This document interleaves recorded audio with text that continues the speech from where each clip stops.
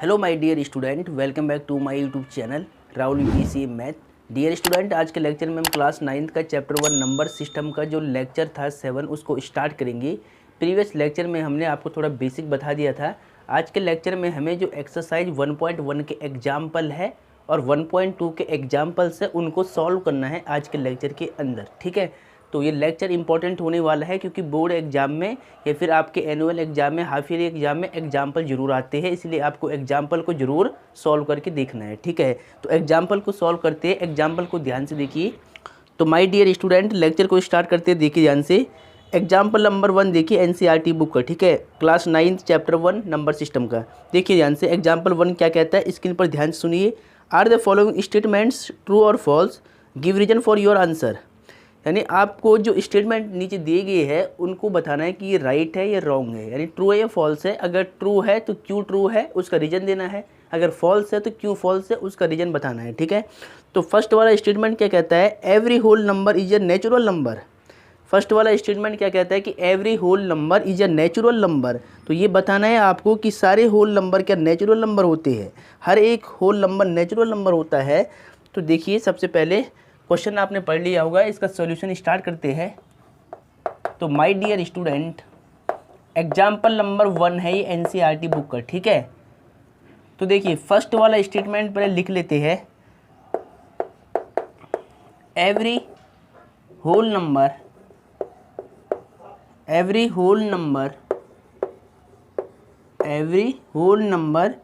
Is a natural number. My dear student, question basically कहता है क्या है, देखिए ध्यान से।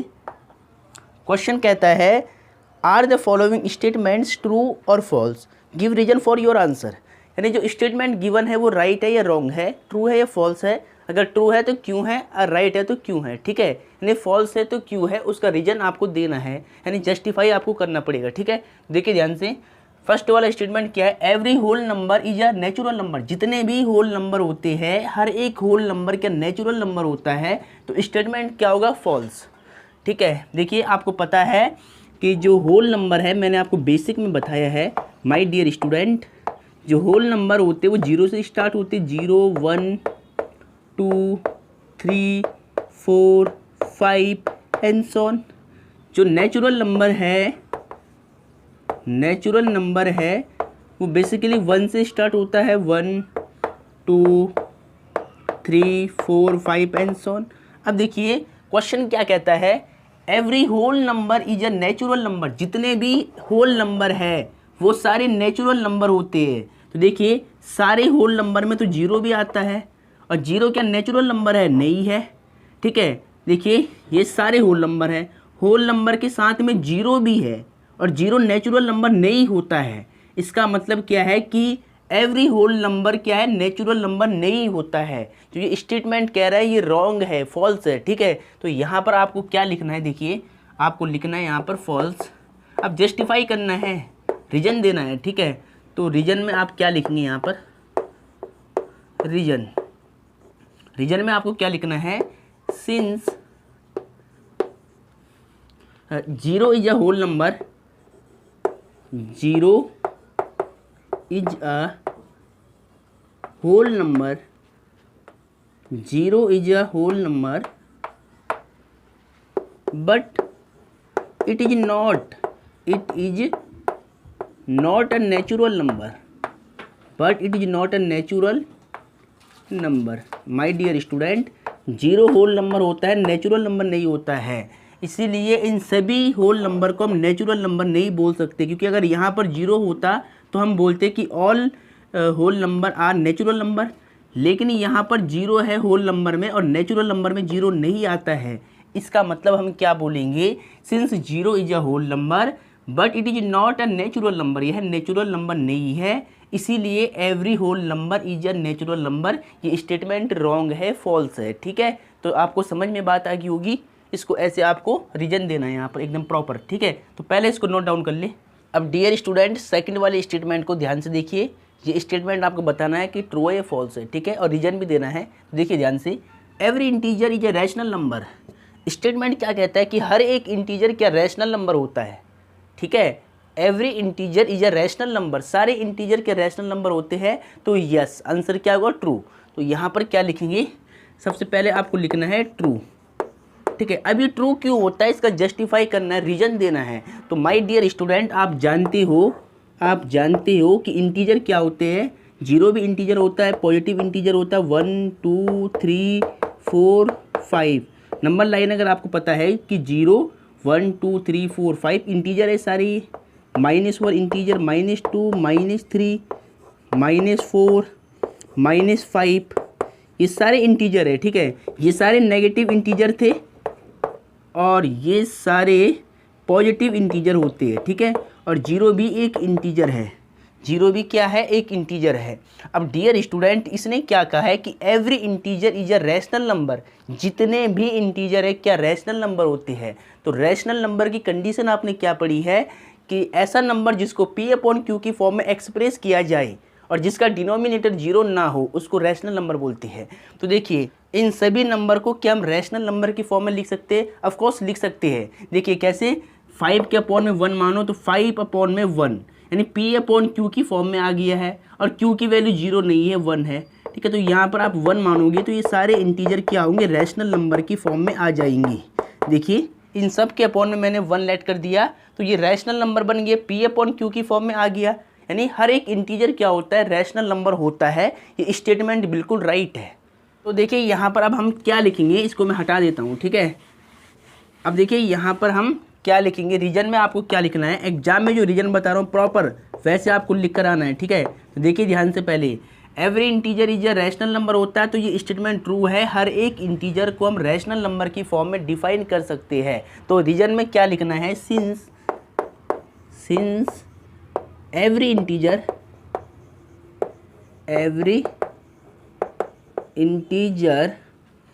can be expressed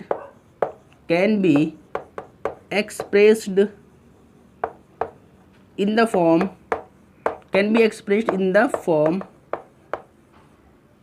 of P/Q, so it is a rational number. My dear student, so it is a rational number. देखिए मैंने क्या लिखा है यहाँ पर रीजन में, since every integer can be expressed in the form of P/Q, so it is a rational number. हर एक इंटीजर को हम P/Q की फॉर्म में डिफाइन कर सकते हैं, डिनोट कर सकते हैं, रिप्रेजेंट कर सकते हैं, इसीलिए सो it is a rational number. सारे इंटीजर क्या होंगे, जितने भी इंटीजर है ये सारे रैशनल नंबर होते हैं। ये स्टेटमेंट बिल्कुल राइट है, ट्रू है, ठीक है। तो रीजन आपको ऐसे देना है, since every integer can be expressed in the form of P/Q, so it is a rational number, ठीक है। तो ऐसे आपको आंसर देना है बिल्कुल सीक्वेंस में लिख करके, ठीक है। तो इसको नोट डाउन कर ले। My dear student, third statement को ध्यान से देखिए, every rational number is an integer, यानी जो हर एक रैशनल नंबर है वो क्या इंटीजर होता है। तो डियर स्टूडेंट ये स्टेटमेंट फॉल्स हो जाएगा। फॉल्स क्यों होगा, देखिए इसने क्या कहा है कि every rational number is an integer. अब आपको मालूम है ये कहता है कि सारे रैशनल नंबर इंटीजर होते हैं।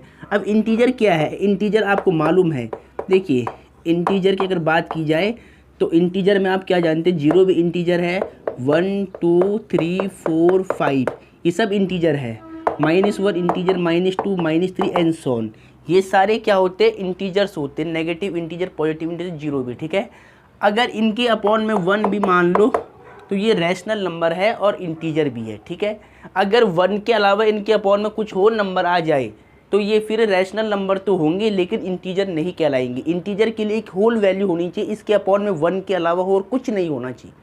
कोई भी नंबर अगर इंटीजर है तो उस नंबर के अपॉन में 1 के अलावा अगर कोई और वैल्यू है तो वो इंटीजर नहीं होता है, वो रैशनल नंबर होता है फिर, ठीक है। तो अब देखिए ये सारे इंटीजर क्या है, रैशनल नंबर होते हैं। अगर मैं एक रैशनल नंबर ये ले लूँ 3/5, सपोज 3 के अपॉन में 5 ले लिया, ये रैशनल नंबर है क्योंकि इसको P/Q की फॉर्म में लिखाया जाता है। ये एक रैशनल नंबर है क्योंकि इसको P/Q की फॉर्म में एक्सप्रेस किया जाता है, बट ये इंटीजर नहीं है। इंटीजर के लिए इस 3 के अपॉन में यहाँ पर अगर 1 होता तो इंटीजर हो जाता, या यहाँ पर कुछ भी ना होता। इंटीजर में ये फ्रैक्शनल वैल्यू इंटीजर नहीं होती है, जो ये फ्रैक्शनल वैल्यू है ये इंटीजर नहीं होता है। बट ये रैशनल नंबर तो है लेकिन इंटीजर नहीं है, इसीलिए हम क्या कहेंगे कि सारे रैशनल नंबर इंटीजर नहीं होते हैं। ये स्टेटमेंट क्या होगा, फॉल्स होगा। ठीक है, तो आपको यहाँ पर कैसे लिखना है, आपको यहाँ सॉल्यूशन में लिखना है सबसे पहले फॉल्स। अब फॉल्स क्यों है ये, देखिए यहाँ पे रीजन दे रहा है आपको, आप लिख सकते हैं यहाँ पे रीजन में क्या लिखना है, since 3/5 is a rational number, 3/5 is a rational number but it is not an integer। My dear student, 3/5 rational number तो होता है लेकिन बट ये इंटीजर नहीं होता। इंटीजर ये सारे होते हैं, इनके अपॉन में 1 होना चाहिए। 1 के अलावा अगर कोई और वैल्यू आती है तो इंटीजर नहीं कहलाएगा, वो रैशनल नंबर तो होगा लेकिन इंटीजर नहीं होगा। तो इसने यही कहा था कि एवरी रैशनल नंबर, क्या हर एक रैशनल नंबर इंटीजर होता है, तो नॉट, ये स्टेप नेसेसरी नहीं है। इसका आंसर क्या होगा, फॉल्स, नहीं होता है। क्यों नहीं होता है, since 3/5 is a rational number. For the example मैंने क्या लिया, 3/5 लिया है। आप 1/2 भी बोल सकते, 3/8 भी बोल सकते, 9/10 भी बोल सकते। ठीक है, तो मैंने 3/5 लिया। हमें पता है कि 3/5 रैशनल नंबर तो है बट जो ये फ्रैक्शनल वैल्यू है ये इंटीजर नहीं होता है। तो आपने यही लिखा है कि 3/5 is a rational number but it is not an integer, यह इंटीजर नहीं है, इसीलिए ये स्टेटमेंट क्या होगा, रॉन्ग होगा, फॉल्स होगा। ठीक है, तो इसको नोट डाउन कर ले। अब डियर स्टूडेंट, एग्जाम्पल नंबर 2 को देखिए, find 5 rational numbers between 1 and 2। ठीक है, 1 and 2 के बिटवीन में आपको 5 रैशनल नंबर फाइंड आउट करने हैं। ठीक है, 1 और 2 के बीच में आपको 5 रैशनल नंबर फाइंड आउट करने हैं। ठीक है, तो देखिए कैसे करेंगे, किन्हीं भी 2 नंबर के बीच में रैशनल नंबर फाइंड करने के 2 मेथड मैंने आपको समझाए थे। ठीक है, अगर आपको याद होगा तो दोनों मेथड में इस लेक्चर में आपको दोबारा समझा लूँगा ताकि आपको रिपीट हो जाए। ठीक है, तो देखिए ध्यान से, पहले वाला तरीका क्या होता है, इसने क्या कहा है कि find 5 rational numbers between 1 and 2। 1 and 2 के बीच में आपको 5 रैशनल नंबर बताने हैं, 5 रैशनल नंबर बताने हैं। ठीक है, तो कैसे बताओगे, देखिए सबसे पहले आपको यहाँ पे सॉल्यूशन लिखना है। क्या लिखना है, सॉल्यूशन लिखना है सबसे पहले। डियर स्टूडेंट, आपको एक बात क्या याद रखनी है कि किन्हीं भी 2 नंबर्स के बीच में इनफाइनाइट रैशनल नंबर होते हैं। ठीक है, बहुत सारे रैशनल नंबर हो सकते हैं जिनकी गिनती करना संभव नहीं है, पॉसिबल नहीं है। तो ये बात आपको ध्यान रखनी है कि किन्हीं भी 2 नंबर के बीच इनफाइनाइट रैशनल नंबर होते हैं, इनफाइनाइट रैशनल नंबर होते हैं, इसका आपको ध्यान रहे। तो हमें तो केवल 5 निकालने, हमसे क्या पूछा है, find 5 rational number between 1 and 2। ठीक है, 1 and 2 के बीच में इनफाइनाइट रैशनल नंबर होंगी बट हमें 5 रैशनल नंबर आंसर में देना है बस। देखिए 1 and 2 के बीच इनफाइनाइट रैशनल नंबर होंगे बट हमें केवल 5 रैशनल नंबर लिखने हैं। ठीक है, तो देखिए ध्यान से कैसे करेंगे इसको सॉल्व। देखिए सबसे पहले आपने सॉल्यूशन लिख लिया है, अब 5 रैशनल नंबर पूछ रहा है तो फर्स्ट वाला जो मेथड है यहाँ पे लिख लो पहले आप, फर्स्ट मेथड। ठीक है, फर्स्ट मेथड का नाम लिख दिया मैंने, फर्स्ट मेथड। देखिए जो फर्स्ट वाला मेथड है उसमें क्या होता है, देखिए ध्यान से, 5 रैशनल नंबर पूछा है 1 and 2 के बीच में। तो देखिए 5 पूछा है तो आपको क्या करना है, 5 में 1 ऐड करना है खुद से। 5 पूछेगा तो 5 में 1 ऐड करना है, 6 पूछेगा तो 6 में 1 ऐड करना है, 7 पूछेगा 7 में 1 ऐड करना है। ठीक है, 5 रैशनल नंबर पूछेगी है तो 5 में 1 ऐड करेंगे अपनी तरफ से, ये 6 हो जाएगा। ठीक है, यहाँ लिखेंगे सिंस, क्या करेंगे, 5 पूछे थे, 5 में 1 ऐड किया, 6 हो गया। अब जिनके बीच में आपको रैशनल नंबर फाइंड करने हैं उनको लेना है। देखिए पहले 1 है तो यहाँ पर क्या लिखोगे, 1 लिखोगे। अब जो ये 6 आया है इससे इस 1 के साथ मल्टीप्लाई और डिवाइड कराना है। ठीक है, जो ये 6 मिला है आपको, इस 5 से एक ज़्यादा 6 मिला है, इस 6 का इस फर्स्ट वाले नंबर के साथ में इंटू और डिवाइड करा देना है। ठीक है, देखिए 6 1 जा 6, अपॉन में 6 सेम रहेगा तो 6 सेम है। ठीक है, अब सेकंड वाले में देखिए ये 2 है, इस 2 को लिखना है और इस 2 में भी इस 6 का इंटू कराना है और डिवाइड कराना है। ठीक है, अब देखिए मल्टीप्लाई कराओ, 2 6 जा 12, अपॉन में 6। ठीक है, अब जो ये 2 नंबर आए 6/6, 12/6, इनके बीच के आपको 5 रैशनल नंबर लिखने हैं। इन दोनों के बिटवीन में जो 5 रैशनल नंबर आते हैं वो आपको लिखने हैं। तो आपको यहाँ पर क्या लिखना है, 5 रैशनल नंबर लिखने, तो आप लिखेंगे यहाँ पर 5 rational numbers are 5 rational numbers are, देखिए 5 रैशनल नंबर क्या होंगे, देखिए यहाँ पर 6/6 है, 6/6 के बाद वाला रैशनल नंबर क्या मिलेगा आपको 7/6, फिर 8/6, फिर 9/6, फिर 10/6, 11/6। तो देखिए 6/6 और 12/6 के बिटवीन में ये 5 रैशनल नंबर लाई करेंगे, 7/6, 8/6, 9/6, 10/6, 11/6, जो कि इनके बिटवीन में आते हैं। ठीक है, तो ये आपका आंसर हो गया है। इस क्वेश्चन में आपसे क्या पूछा गया था, find 5 rational number between 1 and 2। 1 and 2 के बीच में इनफाइनाइट रैशनल नंबर होते हैं, इसका आपको ध्यान रखना है। हमसे केवल 5 पूछे गए हैं तो हमने केवल 5 दी है आंसर में। ठीक है, तो देखिए ध्यान से, ऐसे इसके स्टेप रहेंगे। ये था फर्स्ट वाला मेथड, अब मैं आपको सेकंड वाला समझाता हूँ। ठीक है, तो पहले इसको नोट डाउन कर ले।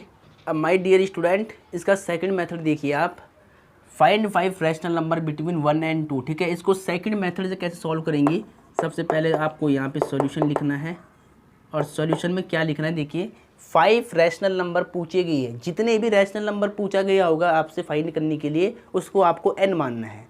सेकंड वाला जो मेथड होता है, देखिए 5 रैशनल नंबर पूछा है तो n की वैल्यू कितनी होगी 5। ठीक है, अब 1 एंड 2 के बिटवीन में आपको 5 रैशनल नंबर फाइंड आउट करने हैं, तो जो फर्स्ट वाला नंबर होगा इसको आपको x मानना है, x = 1, और जो सेकंड वाला नंबर होगा इसको आपको y मानना है, तो y = कितना होगा 2। अब आपको एक फॉर्मूला याद करना है, एक फॉर्मूला यूज करना है। देखिए कौन सा फॉर्मूला, d = y में से x माइनस करना है, y - x अपॉन में n से एक ज़्यादा लेना है, n + में 1। ठीक है, ये होता है फॉर्मूला। यहाँ से आपको सबसे पहले d निकालना है। अब d निकालने के बाद जो फर्स्ट वाला रैशनल नंबर निकलता है वो इस फॉर्म में निकलता है, देखिए x + d, फिर x + 2d, ये एकदम सीक्वेंस में चलता है। ठीक है, x + d आया, x + 2d आएगा।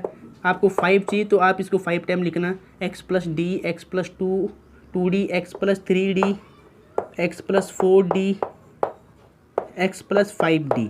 ठीक है, इनकी वैल्यू आपको निकालना है, इन सब की वैल्यू जो भी आएगी वो 5 रैशनल नंबर होगा। ठीक है, देखिए कैसे निकालेंगे, सबसे पहले यहाँ से d निकालेंगे और d की वैल्यू यहाँ पर फिल करेंगे, और x की वैल्यू हमारे पास पहले से 1 है।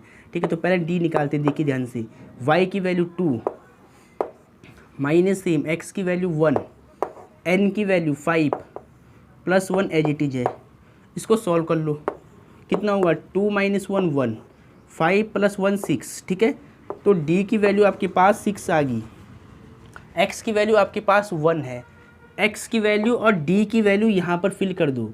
ठीक है, तो x की वैल्यू कितनी है 1, d की वैल्यू कितनी है 1/6। इसको सॉल्व कर लो, इसके नीचे 1 मान लो, इस फ्रैक्शन को सॉल्व कर लो, 6 × 1 = 6, 1 7, 7/6। ठीक है, फिर यहाँ पर x की वैल्यू कितनी है 1 + 2 सेम, d की वैल्यू 1/6। इसको सॉल्व करा दो तो कितना होगा, देखिए 6 × 1 = 6, और 6 में आपको 2 ऐड करना है तो कितना होगा 8/6। ठीक है, फिर सेम यहाँ पर x की वैल्यू 1, 3 × d की वैल्यू कितनी है 1/6 है। सॉल्व कर लो इसको, देखिए इसके नीचे 1 मानना, तो मैं सीधा कर रहा हूँ, 6 × 1 = 6, और 6 में आपको 3 ऐड करना, 3 × 1 = 3 होगा, तो कितना होगा 9/6। ठीक है, फिर x की वैल्यू 1, 4 × d की वैल्यू कितनी होगी 1/6। इसको भी डायरेक्ट कर रहा हूँ मैं, 6 × 1 = 6, 6 और 4 × 1 = 4 होगा, तो 6 में 4 ऐड करना, तो यहाँ पे 10/6 हो जाएगा। ठीक है, फिर x की वैल्यू 1, 5 × d की वैल्यू 1/6, इसको सॉल्व करा दो। ठीक है, कितना होगा 6 × 1 = 6 और 5 11, 11/6। ठीक है, तो देखिए वही 5 रैशनल नंबर यहाँ पर भी आ गए जो अभी हमने निकाले थे, 7/6, 8/6, 9/6, 10/6, 11/6। ठीक है, तो ये वाला जो रूल है वो बिल्कुल सीक्वेंस में चलता है, यहाँ पे हमें सोचना नहीं पड़ता कि किन के बीच लिखे। ठीक है, यहाँ केवल आपको जितने नंबर पूछेगा उसको n मानना है, जिनके बीच में पूछेगा फर्स्ट वाले को x, सेकंड वाले को y मानना है। फिर ये फॉर्मूला याद करना है कि y - x/n + 1, d की वैल्यू यहाँ से निकल जाएगी, फिर ये सीक्वेंस में चलता रहेगा। ठीक है, देखिए x + d तो फर्स्ट मिल जाएगा, x + 2d second rational number, x + 3d third rational number, x + 4d fourth rational number, और x plus 5d 5 rational number. अगर 6 पूछेगा तो x प्लस 6d, 7 पूछता तो x प्लस 7d, 8 पूछता तो x प्लस 8d करके x और d की वैल्यू डालते और यहाँ पर 8 रैशनल नंबर फाइंड हो जाती। ठीक है, तो अब आपको लिखना कैसे, इतना निकालने के बाद आपको लिखना है 5 rational number are 5 rational numbers are, यानी 5 रैशनल नंबर है। क्या है देखिए, देयरफॉर सबसे फर्स्ट वाला 7/6, 8/6, 9/6, उसके बाद 10/6, 11/6। ठीक है, तो ये आपका फाइनली आंसर हो गया है। मैंने पूरा आपको सीक्वेंस में समझाने की कोशिश की है ताकि आपके मार्क्स ना कटे बिल्कुल भी। ठीक है, मेरी यही कोशिश रहती है कि हर एक बच्चे की मैथमेटिक्स में फुल मार्क्स आए। ठीक है, तो माय डियर स्टूडेंट, इसको आपको बिल्कुल इसी प्रकार से नोट करना है, जैसे मैंने समझाया बिल्कुल सीक्वेंस में, वैसे ही आपको फेयर कॉपी में नोट डाउन करना है। ठीक है, तो पहले इसको नोट डाउन कर ले। अब my dear student, example number 3 को ध्यान से देखिए। Locate root 2 on the number line. ठीक है, देखिए आपको क्या करना है, रूट 2 को नंबर लाइन पर लोकेट करना है। ठीक है, क्वेश्चन क्या कहता है, ध्यान सुनिए। Locate root 2 on the number line. ठीक है, रूट 2 को आपको नंबर लाइन के ऊपर रिप्रेजेंट करना है। तो कैसे करेंगे, इसके लिए पहले मैं आपको थोड़ा बेसिक बता देता हूँ। ठीक है, एक्टिविटी एक समझा लेता हूँ।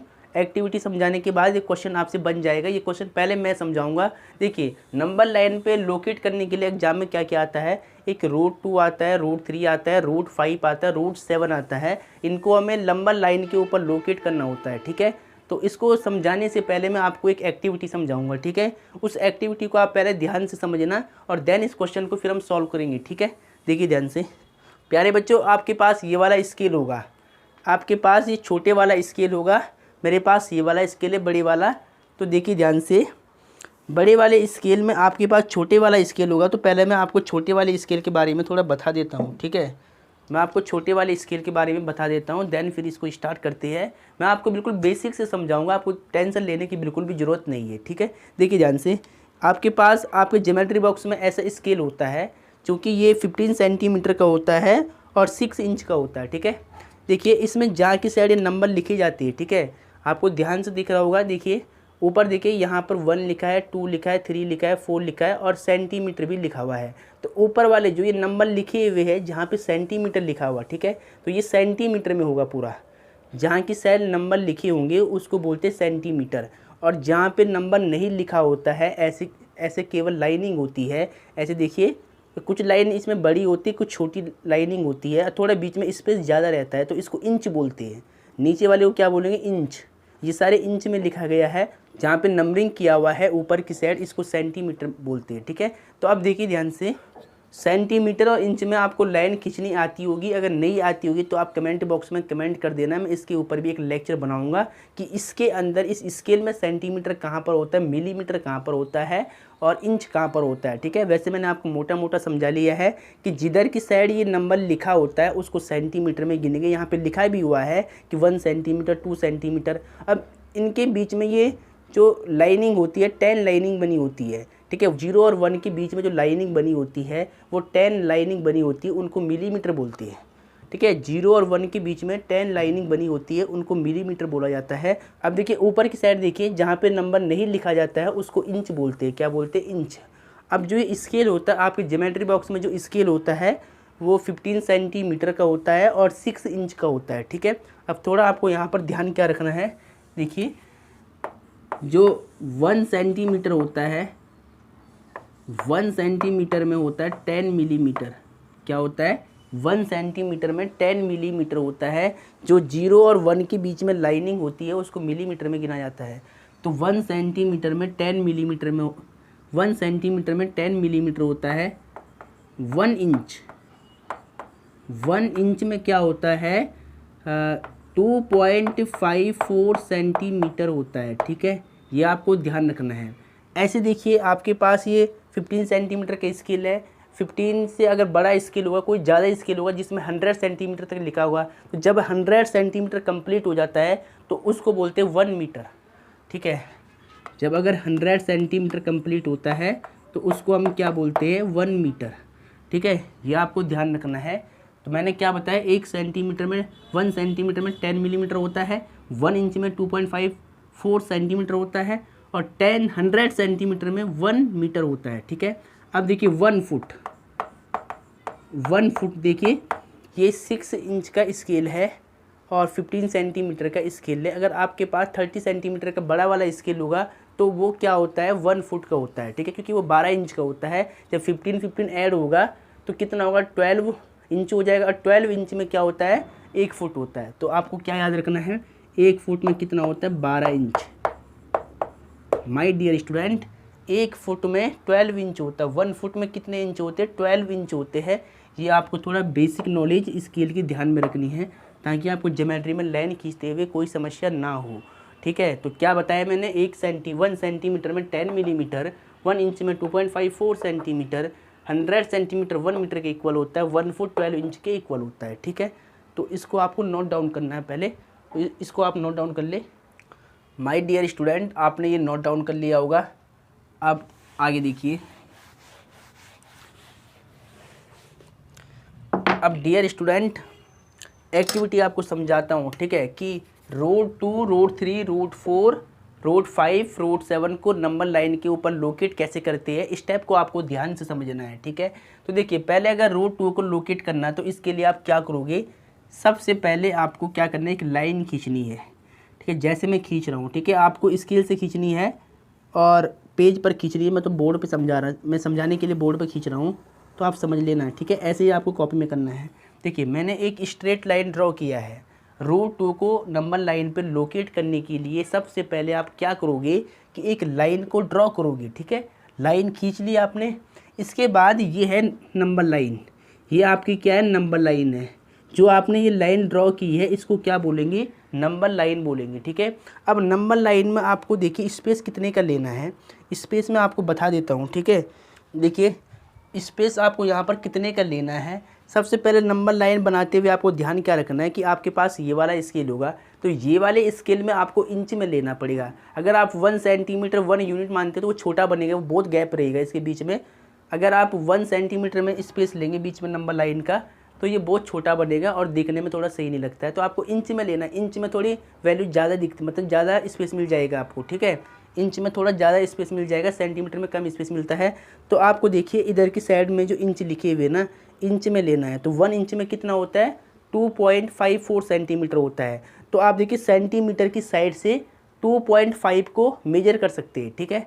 तो देखिए तो मैंने आपको बता दिया है, तो मैं यहाँ पर ऐसे ले रहा हूँ अभी, ठीक है। एडिया से आपको मैंने बता दिया कि आपको इनके बीच में गैप कितने कितने का रखना है। नंबर लाइन के बीच में कौन सा वाला गैप, देखिए मैं यहाँ पे देखिए मैंने ये लाइन खींची और लाइन खींचने के बाद मैं यहाँ पे ज़्यादा गैप लूँगा, ठीक है। मैं यहाँ पे थोड़ा सा ज़्यादा गैप रखूँगा, समझाने के लिए मैं थोड़ा सा ज़्यादा गैप लूँगा ताकि आपको समझ में आए। आपको 1 इंच का गैप लेना है पूरा, इससे थोड़ा आपकी कॉपी में सही दिखेगा।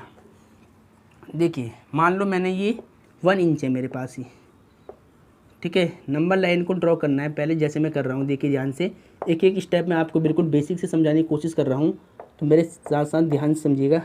देखिए ऐसे आपको एक लंबा लाइन ड्रॉ करनी है। सबसे पहले रो 2 को नंबर लाइन पर लोकेट करने के लिए एक लंबा लाइन आपको ड्रॉ करनी है, एक लंबा लाइन आपको ड्रॉ करनी है इस तरीके से, ठीक है। ये लंबा लाइन आपने ड्रॉ कर दिया, ठीक है। अब मान लो यहाँ पर 0 होगा, इधर 1, इधर 2, इधर 3, इधर 4। लेफ्ट साइड में नेगेटिव नंबर होते हैं नंबर लाइन के ऊपर, -1, -2, -3, ठीक है। अब आपको क्या करना है, रो 2 को नंबर लाइन पर लोकेट करना है। तो इसको बनाने का जो स्टेप है वो क्या होता है, सबसे पहले आपको देखिए इनके बीच का जो गैप लेना है 1 इंच में लेना है, ठीक है। और आपको लिखना क्या है, यहाँ पर आपको लिखना है लेट 1 इंच। आपने 1 इंच को इक्वल माना है 1 यूनिट के, ठीक है। क्या किया आपने, लेट, यहाँ पे लेट किया है आपने 1 इंच को 1 यूनिट के इक्वल लिया है। अब क्या करोगे, 1 यूनिट, देखिए ये 1 यूनिट है, ये 1 यूनिट है, ये 1 1 1 1 का स्पेस है बीच में, ठीक है। तो आपको क्या करना है, ये 0 से लेकर 1 तक 1 यूनिट है, तो आपको 1 यूनिट लेना है पहले, 1 इंच लेना है मतलब, ठीक है। तो ये आपने लिया, तो यहाँ से यहाँ तक आपने लिया 1 इंच, ठीक है, ठीक है। अब आपको क्या करना है कि जो 1 वाला पॉइंट है 0 से लेकर 1 यूनिट लेकर के इसको मान लो, देखिए जो ये 0 है ना, इसको मान लो ए पॉइंट, इस 0 को मान लो आप ए पॉइंट और इसको 1 को मान लो बी पॉइंट, ठीक है। अब आप 1 पे बी पॉइंट पाए हैं, आपने 1 यूनिट का डिस्टेंस लिया है, पहले 0 से लिया 1 यूनिट का डिस्टेंस, अब बी पे आए। अब बी पे आपको 90 का एंगल बनाना है। कौन सा एंगल बनाना है? 90 डिग्री का एंगल बनाना है। तो सपोज मैंने यहाँ पे 90 का एंगल बना दिया है, ठीक है। कंपास से आप बना देना, तो यहाँ पे 90 का एंगल आप डी से बना सकते हैं सीधा, ठीक है। तो मैंने यहाँ पे 90 का एंगल बना दिया स्ट्रेट एंगल पॉइंट बी पर, ठीक है। 2 पॉइंट आपने लिए ए और बी, और 1 यूनिट का डिस्टेंस लेकर चलेंगे पहले, ठीक है। 1 यूनिट के डिस्टेंस पर आपने एक पॉइंट बी माना है, बी पे 90 का एंगल ड्रॉ किया है। अब 90 का एंगल ड्रॉ करने के बाद कंपास में आपको क्या करना है? कंपास में आपको 1 यूनिट, जितना डिस्टेंस यहाँ पर आपने लिया है 1 यूनिट, उतना डिस्टेंस वहाँ पे मेजर करना है कंपास के ऊपर। कंपास के ऊपर आपने ऐसे मेजर किया, फिर उसको पॉइंट बी पे रख के ऐसे आपको एक कट लगाना है ऐसे, ठीक है। यहाँ पे कंपास रखा और यहाँ पे एक कट मार दिया ऐसे। ऐसे सपोज आपने एक कट मार दिया यहाँ पे 1 यूनिट का, ठीक है। 1 यूनिट आपने यहाँ पे डिस्टेंस लिया, 1 यूनिट ही आपको यहाँ पे लेना पड़ेगा, यानी 1 इंच, ठीक है। 1 इंच, तो आप यहाँ पे यूनिट लिख सकते हैं 1 यूनिट, ठीक है। मैंने क्या किया? लंबा लाइन बनाई, 0 से 1 तक पहले 1 इंच लिया, 0 से 1 तक 1 यूनिट ली। तो 1 यूनिट पे एक बिंदु मैंने 1 यूनिट ली, एक पॉइंट ए माना, एक बी माना, बी पॉइंट पे 90 का एंगल ड्रॉ किया है। फिर जो 1 यूनिट मैंने यहाँ लिया था, कंपास के द्वारा मैंने यहाँ पर 1 यूनिट का आर्क लगा दी, 1 यूनिट की मैंने आर्क लगा दी। कंपास के थ्रू मैंने क्या किया? पॉइंट बी पे कंपास रख करके एक 1 यूनिट का कट लगा दिया, ठीक है।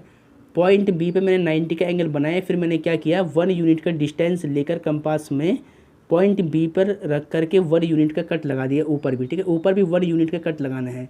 फिर 1 यूनिट का कट लगाने के बाद आपको क्या करना है? इसको तो आप रहने देना, लाइन जो बाहर है वो लाइन सेम रहेगी, ठीक है। बस जहाँ पर आपने 1 यूनिट, मान लो यहाँ से यहाँ पर 1 यूनिट कट रही है, इसको मिलाना है इस पॉइंट ए से। इसको स्केल रख के आपको ऐसे मिला देना है, ठीक है। अब देखिए, आपने स्केल रखकर इस पॉइंट को मिला दिया, इसको ए माना, इसको बी माना, इस पॉइंट को आपने सी माना, ठीक है। 1 यूनिट आपने यहाँ लिया, 1 यूनिट आपने यहाँ लिया, कंपास में 1 यूनिट की लेंथ मेजर करके आपने यहाँ पर एक कट मारा। फिर इस पॉइंट सी और पॉइंट ए को आपने ज्वाइन कर दे, मिला दिया। अब देखिए, ये 1 यूनिट था, ये 1 यूनिट था, तो जो ये लेंथ जो हाइपोटेन्यूज है, जो ये हाइपोटेनियस है ए सी, वो कितना होगा? वो √2 होगा। ओब्वियसली वो कितना होगा? √2 ही होगा, ठीक है। देखिए, जो अब ये हाइपोटेनियस ए सी है, ये कितना होगा? √2 होगा। ओब्वियसली ये √2 ही होगा, ठीक है। इसको मैं वेरीफाई करके दिखाऊंगा अभी आपको। अब देखिए, आपको क्या करना है? आपको यहाँ पर जितने डिस्टेंस ये है ना, जितना ये हाइपोटेनियस है ए सी है, उतना आपको कंपास में लेंथ लेनी है।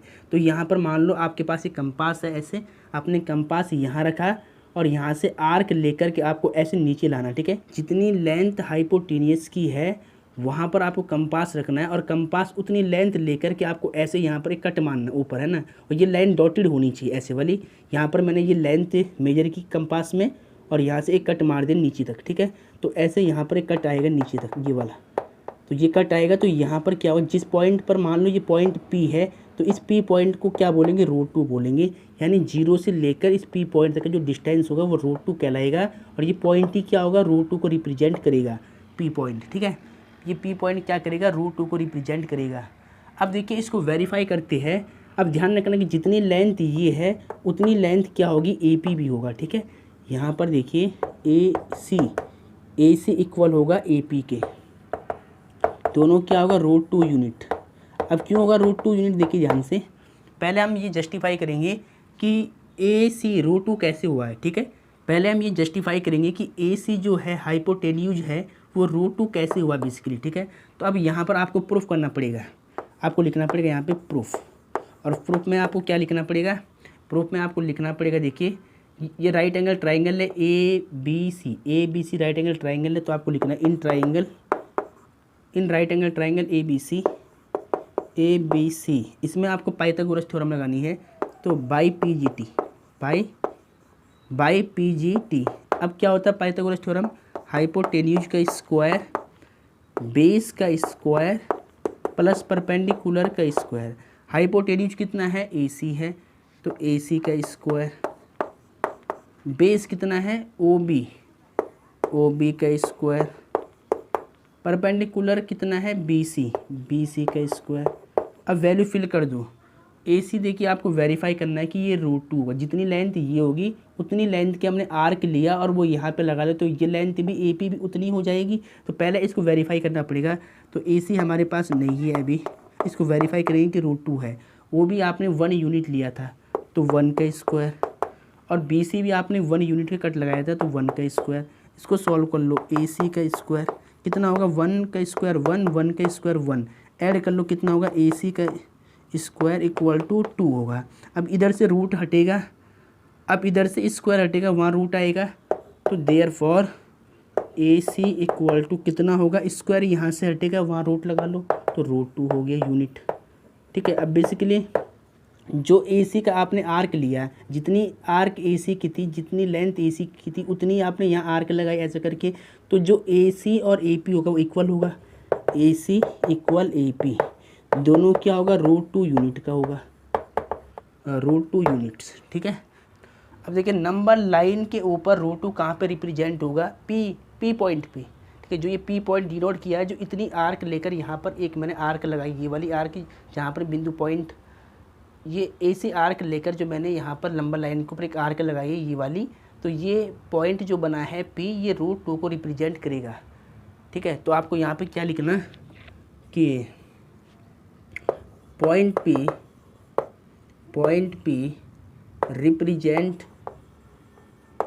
रिप्रेजेंट्स √2। पॉइंट P क्या दिखा रहा है √2 को, तो point P represents √2 on the number line,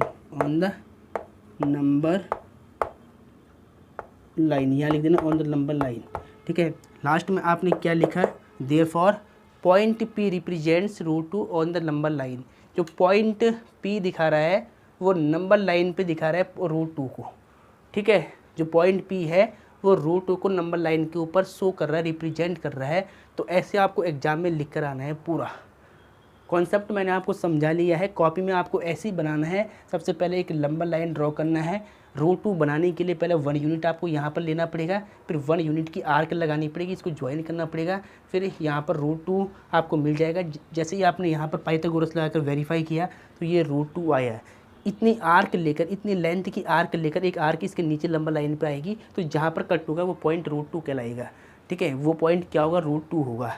तो बेसिकली ऐसे आप लोकेट करते हो √2 को लंबा लाइन के ऊपर। ठीक है, ये स्टेप रहते हैं बिल्कुल, बेसिकली स्टेप बिल्कुल सिंपल वाले चलते हैं, और ऐसे √3 बनता है, √4 बनता है। ठीक है, वो सब मैं आपको समझाऊंगा, पहले आपको इनको नोट डाउन करना है। पहले इसको नोट डाउन कर लिया आप सही से।